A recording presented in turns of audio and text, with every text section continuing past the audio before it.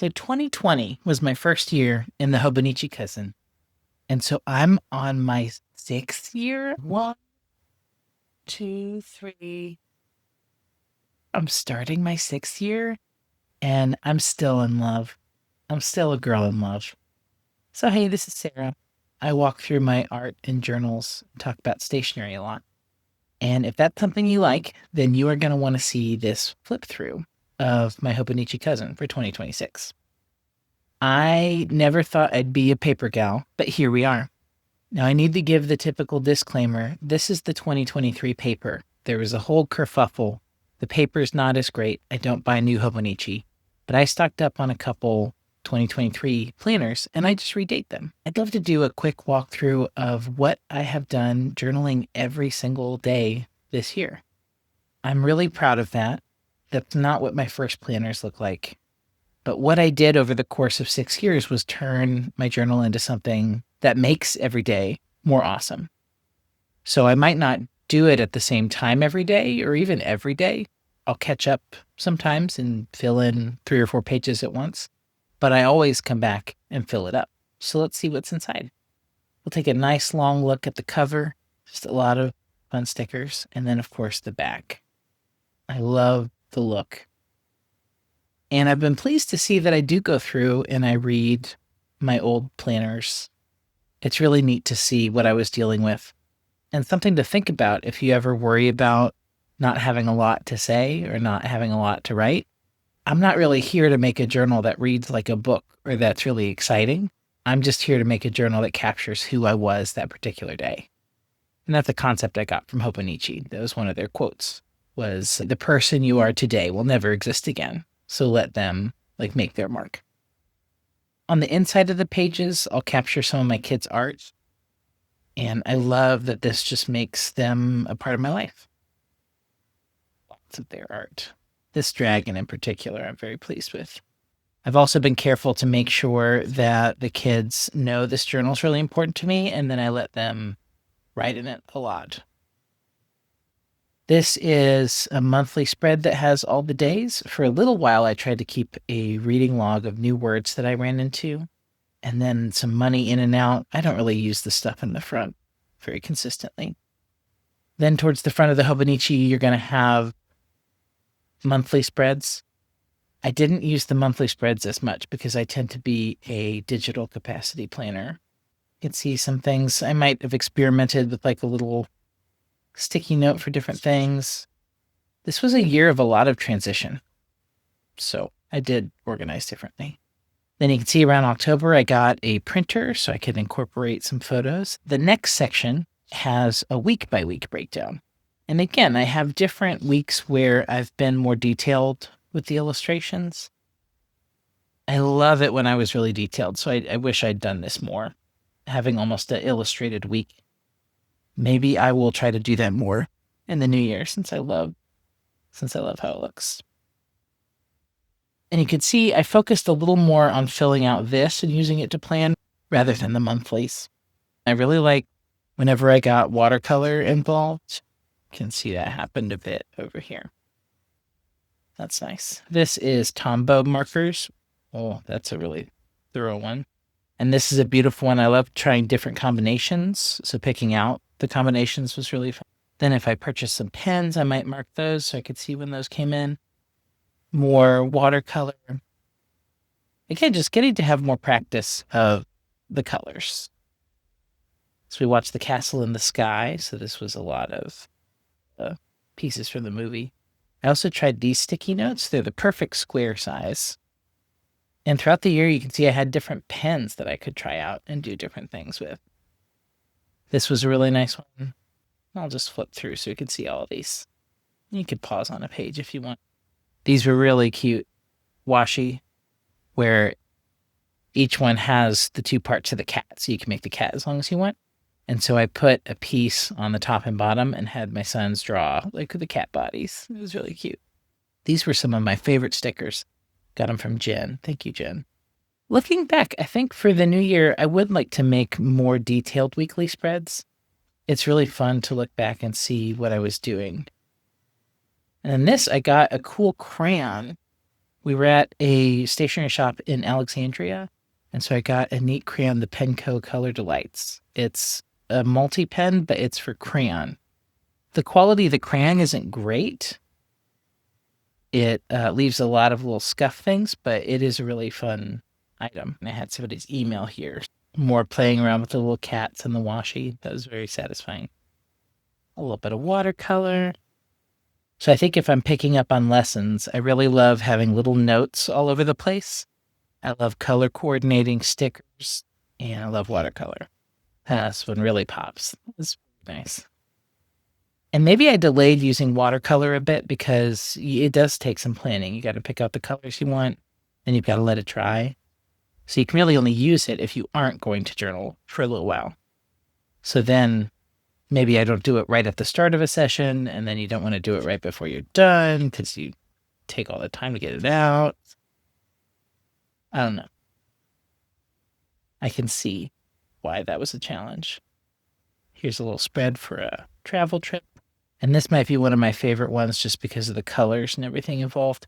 Usually I like to write down what colors I used for different things. I know this is Saltwater Taffy from Birmingham Pen Company, and this is likely Robin's Egg Blue from Birmingham, but I wonder what pen it was in because this looks really nice. Oh, cute little frogs. I'm really partial to stickers that look like stamps. It's very cute. A little bit of seasonal washi. Stole that from my kid. This is just so much more satisfying than looking through our digital calendar to try to remember things. This is a nice one too. I really like having quotes in a beautiful pen. I really like these ghosts. Should have mentioned.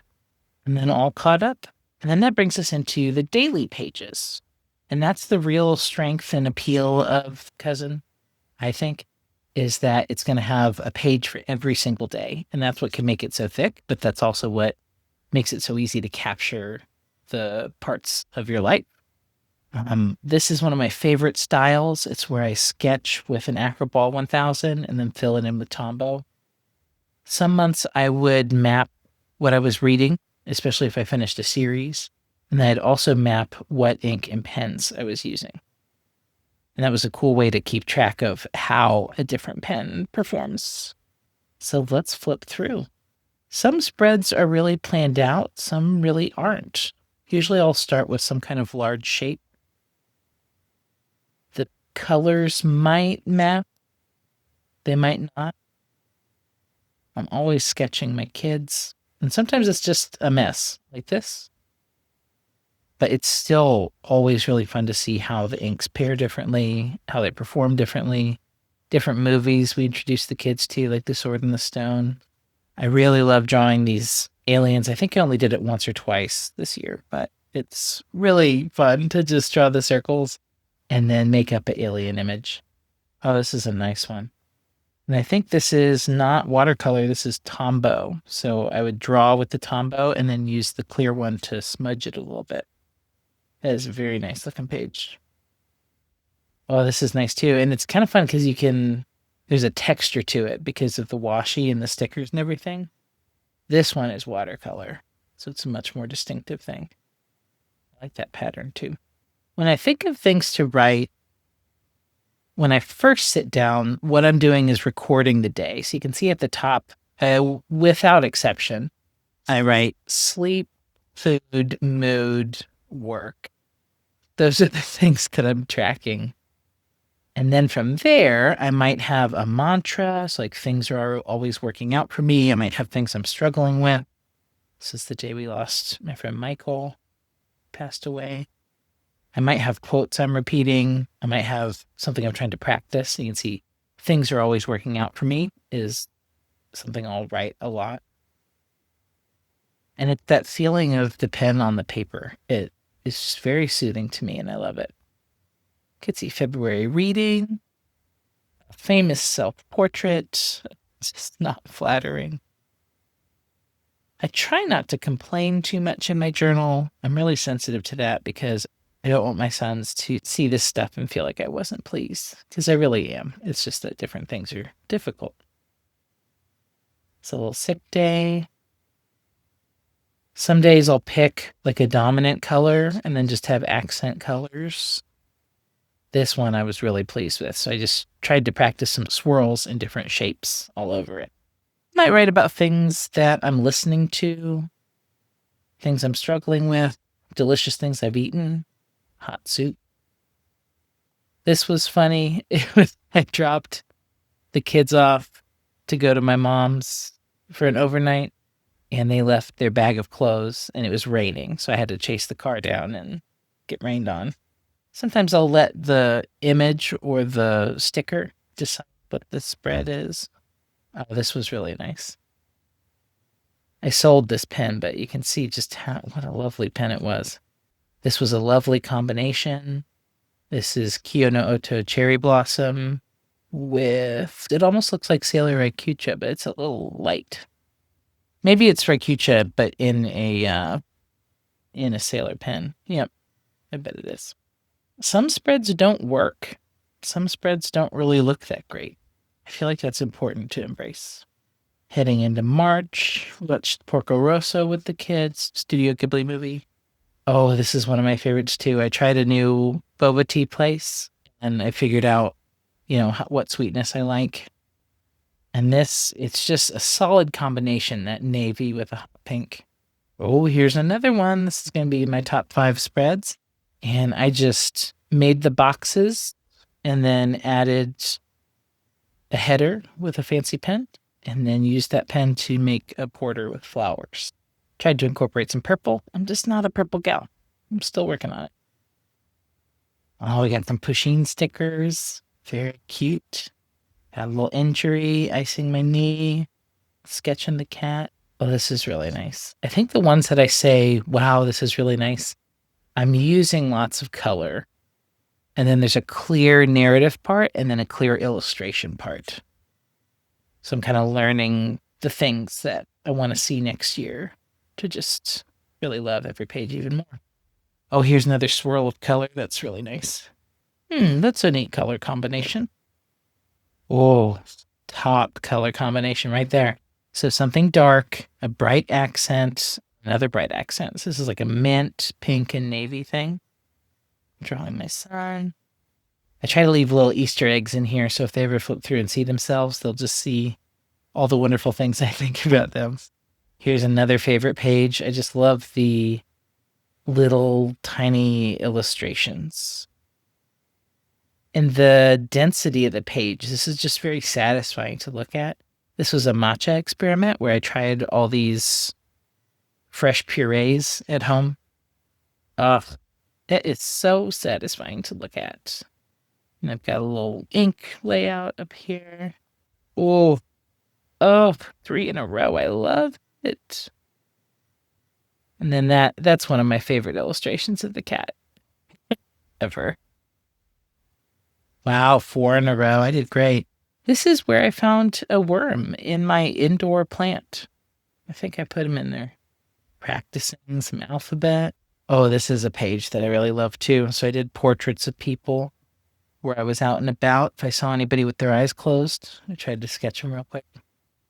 It's a retreat I went to. Yeah, I love the combination of really dense text and then a really whimsical illustration, different things that I'd see. I cannot wait to get this pen back, frankly. It is with the nib guy because I was having some challenges. I cannot wait. Turtle. I love it. I love this. Oh, second favorite cat drawing. Yeah, I'm really pleased with these pages when I see these layouts and the density of it. It can feel really hard to think of things to write about, honestly. So when I'm going through a moment like that, I'll just try to capture what I'm thinking about or what I'm doing. I'll try to do quotes a lot. I heard someone talk about, I think it was another YouTuber. I need to write this stuff down. I see it. But they were talking about how they really like it when they record just the smallest details. Like, what am I wearing? What's in my pocket? These things that we absolutely will forget a year from now, but makes up our reality right now. Little stories, little lines, like how much my son loves whipped cream. I want to capture that stuff because flipping through this is going to be like living it. This is one of my favorite pages, and because of this watercolor. So now the dishwasher breaking is just a horrible memory, but it's kind of beautiful. Like all these these horrible things that happened, I have this beautiful thing to look back on. And I find if I really have nothing to write about, sometimes I just need to let myself dig. The digging is not terribly fun while you're trying to do it, but the digging is what makes the journal meaningful. I like this page too. And these lights were from a bar. I stopped to have a meal by myself and sat at the bar, and they were just these very beautiful detailed lights. And so I sketched it out in pencil first and then wrote over it. All right, we are into June. And when you look at this as a body of work, if I just sat down and tried to do all of this, I don't think I ever would or could.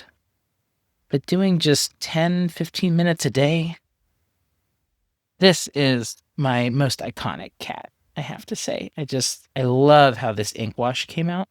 This is Teranishi Opera Rose with a little water and playing around with it. I love it. And then I also started to experiment with, the more you block things out. I saw someone using washi and doing lines up the sides. That was really cool. You can see I latched into some pens and I drew the state of my pens. I highly recommend that. It's a really fun exercise. And this was me mapping out like what pens would go in which case and different things like that. It was really fun. This is another favorite. We've got the watercolors in the back and then just drawing random words, practicing silly words. I tried to illustrate and commemorate people if we lost them this year. It's surprisingly difficult. This one's like a fever dream. Journey of the Turtles. More of the beautiful pens. Oh, I love them. And this was just a wonderful moment. My son sitting and chatting, and the cat asleep, and my husband playing piano. It's really fun to relive my year and see all the things I've experienced. Oh, this one was particularly nice too. I started using sets of stickers all in one thing. And then with this one kind of matched. We've got Teranishi Nostalgic Honey and then Birmingham Pen Company Robin's Eggs.